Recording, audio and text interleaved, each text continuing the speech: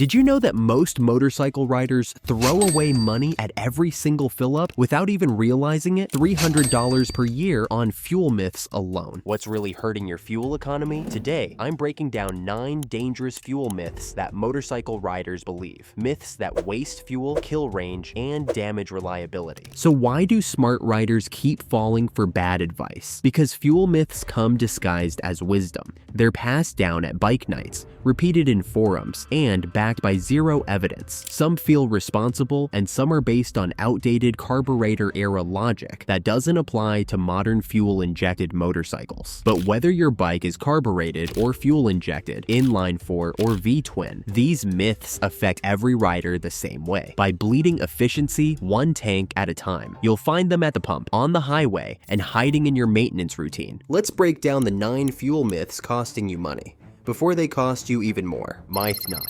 Premium octane gives more power in any bike. If premium fuel really made every bike faster, manufacturers would tell you to use it. But octane isn't a magic power booster. It's simply a measure of how resistant fuel is to knocking. High-performance engines need that resistance because they run higher compression ratios or aggressive timing, which can cause knock with regular fuel. But if your bike isn't built for that, premium does absolutely nothing except empty your wallet faster. You can test it yourself. Run 2 full tanks on the fuel your manual recommends, then 2 tanks on premium. Track your mileage the same way each time. Fill up, reset the trip meter, ride normally, and refill to the same level. If there's no consistent improvement, you're just buying placebo fuel. Unless your engine was tuned or modified to demand higher octane, stick with what the manual says and spend that money on proper maintenance instead. We've settled the fuel label. Let's look at the habit that follows the start button. Those 5 cozy minutes of idle warmth, they're comfort for you, not the engine, and they bill you at the pump. Myth 8. Let it idle to warm up. Idling saves fuel and engine life. Many riders still believe a long warm-up protects the engine. That might have been true decades ago, but modern fuel-injected bikes are designed to start, stabilize, and ride almost immediately. When you let your bike sit idling for 5 minutes, it's running rich, burning excess fuel to reach operating temperature. That fuel doesn't just vanish, it dilutes oil, creates carbon, and costs money for zero benefit. The smart move is short and simple. Start the bike. Let it idle for 30 seconds to a minute while you gear up and ride off gently. Keep revs light, avoid hard throttle, and let both the engine and gearbox warm under light load. You'll get up to temperature faster, avoid fuel waste, and still protect the internals. If it's freezing out, sure, extend idle slightly. But remember, gentle motion warms better than static idling. You're done wasting fuel while idling. Now let's tackle the premium-priced fuel that promises purity. Ethanol-free sounds better, but does the math actually work out in your favor at the pump? Myth 7. Ethanol-free always gets better mileage, so it's always cheaper. Ethanol-free fuel does have slightly more energy per liter than E10, but the difference is small, usually around 3%. Depending on local pricing, that minor gain can be wiped out entirely by the higher cost per gallon. The only way to know is to do the math for your area. Cost per gallon divided by miles per gallon equals cost per mile. That's the real comparison, not just pump price or theoretical energy content. There are reasons to prefer ethanol-free, of course.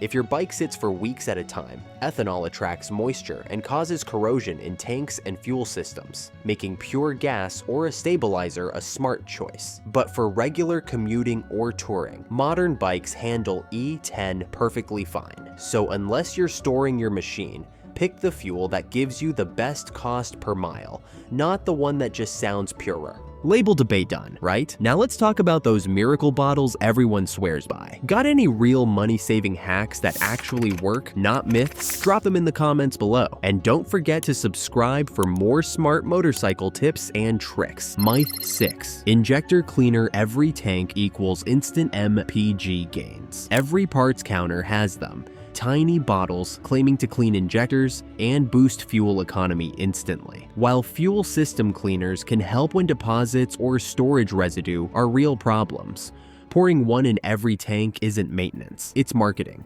Regular high-quality fuel already contains detergents that prevent buildup. Constantly overdosing cleaners doesn't improve combustion. It can actually dry seals or skew mixture readings.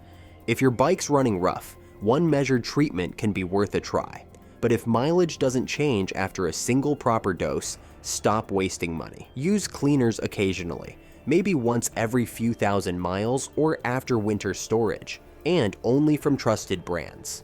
Real efficiency comes from healthy air filters, good tire pressure, and a smooth throttle hand, not magic potions.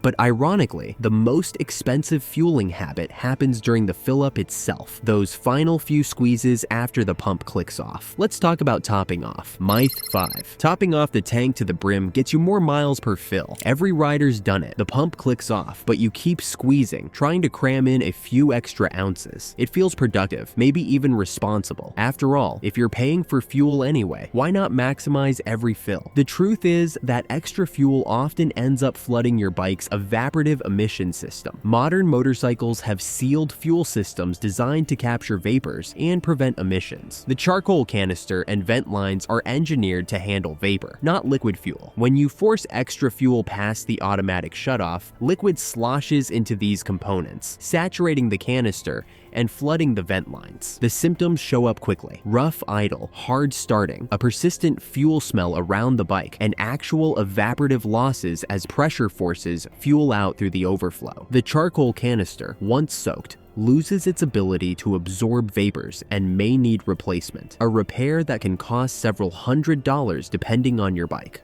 All that for maybe half a gallon extra, which translates to perhaps 15 or 20 miles of range. The math doesn't work. You're trading pennies of extra fuel for dollars of future repair bills. The fix is easy. Stop at the first or second click and trust the pump. Modern fuel pumps are calibrated to shut off when the tank reaches its safe fill level, accounting for expansion and vapor space. Don't tilt or rock the bike to squeeze more in, and if your filler neck has a marked line or ring, use it as your guide. Overfilling doesn't increase range. It increases vapor pressure, forces fuel into places it shouldn't be, and creates unnecessary risk. Your tank's capacity is designed with margin built in. Respect it. Save yourself the trouble, the smell, and the money. First click means full. Accept it.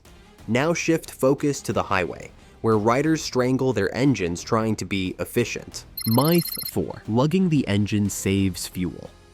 Many riders think keeping revs low equals efficiency, but lugging an engine, riding in high gear at low RPM with heavy throttle, does the opposite. The combustion becomes incomplete, timing retards to prevent knock, and the ECU often adds more fuel to smooth the stumble. You feel vibration, you hear knocking, and you burn more gas. Engines are happiest in their torque band, the zone where throttle response is clean and smooth without strain. Riding there doesn't rev it out, it keeps combustion stable. So if you find yourself rolling on hard throttle at 2000 RPM in top gear, downshift. You'll use less throttle to maintain speed and often see better fuel economy because the engine isn't fighting itself. Efficient doesn't mean lazy, it means balanced. But now the question is, will you be tempted by the free-flowing exhaust equals better MPG myth? Thousands fall for it yearly. Don't be next. Myth 3. Open filter and loud exhaust equals better MPG because it breathes better. The logic sounds simple. More air equals better efficiency. Remove restrictions. Let the engine breathe freely and watch fuel economy improve, right? But modern engines are tuned around specific intake and exhaust flow rates. Every fuel map is calibrated for the stock airbox flow, stock filter restriction, and stock exhaust back pressure. When you toss on an open filter or free flow pipe without a proper remap, you upset that precise balance. The ECU is still programmed for stock airflow characteristics, so it compensates blindly, enriching fuel in some zones to prevent lean conditions, leaning out in others where it detects excess air, and the result is rough fueling, hesitation, surging, and worse economy. You might feel more throttle response at high RPM where the mods help, but down low and at cruise, where you spend most of your time, the bike runs poorly. That's where fuel economy is won or lost, and that's exactly where untuned mods destroy it. If you upgrade your intake or exhaust, budget for a tune. That might mean a remapped ECU, a power commander, or a professional dyno flash. The goal isn't louder noise, it's smoother fueling across the entire RPM range. Smooth part throttle transitions mean efficient combustion, complete burns, and proper timing. Most riders chasing breathing better end up burning more fuel and getting worse throttle response than stock. So mod smart and tune properly, or leave stock fueling alone if you actually care about range. I know some of these might be shocking to you, but here's something even more wild. Your bike can coast using zero fuel. Literally zero. Myth 2. Coasting in neutral saves a ton of fuel. It feels logical. Less engine load must mean less fuel, right? Wrong. Most modern ECUs shut off injectors completely when you're decelerating in gear with the throttle closed. That means in-gear coasting burns zero fuel until you roll back on the throttle. Shift into neutral, and the engine must idle, constantly injecting just enough fuel to keep spinning. Over a long downhill, that idling fuel adds up. Beyond the numbers, there's safety. Coasting in neutral removes engine braking, delays throttle response, and reduces control. It's not just inefficient, it can be illegal in some areas. The better habit is to anticipate traffic, roll off early, and let the engine help you slow. You'll save fuel and brakes at the same time. Now it is time for the final uncomfortable truth. None of this matters if your tires are low, chains dry, and filters clogged. Myth 1. Maintenance barely affects MPG. It's all in the throttle hand. Riding style influences fuel use, but nothing affects efficiency more than poor maintenance. Underinflated tires increase drag and waste fuel. A dry or misaligned chain saps power before it even reaches the wheel. Sticking brakes make your engine fight your calipers. A clogged air filter forces the ECU to enrich mixtures to compensate for airflow restriction. Even a weak spark plug or unsynchronized throttle body can steal miles per gallon quietly. 5 minutes of weekly care pays back every tank. Check tire pressures cold, clean and lube the chain regularly. Make sure wheels spin freely, inspect filters at oil intervals, and keep plugs fresh. Smooth mechanical systems reduce rolling and pumping losses, letting your engine work less for every mile. The throttle hand matters, yes, but it can't overcome friction, drag, or neglect. That's 9 myths down. Which myth were you guilty of? Comment below. If this saved you money, hit like and subscribe. I've got another video on how to fix your motorcycle's regulator rectifier with 3 quick charging secrets, because fuel economy means nothing if your charging system dies.